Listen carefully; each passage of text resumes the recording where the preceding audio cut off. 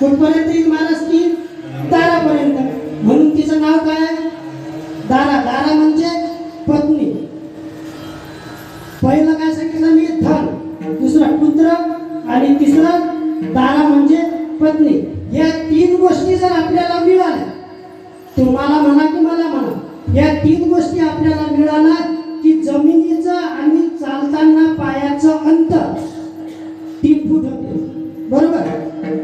कारण ह्या तीन गोष्टी प्रत्येकाला मिळाल्या म्हणजे जीवनात दुसरं तिसरं काहीच नको.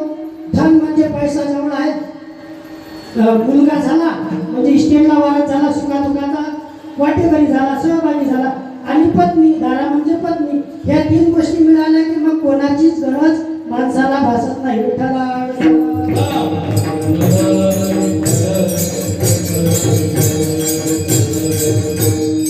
आता पहा, पहिल्या क्रमांकाची जी सांगितली मी ती म्हणजे धन.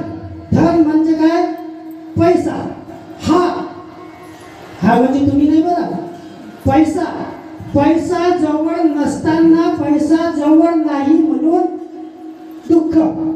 बरोबर आहेत ना? असे ज्यांच्याकडे पैसा नाही म्हणून दुःख.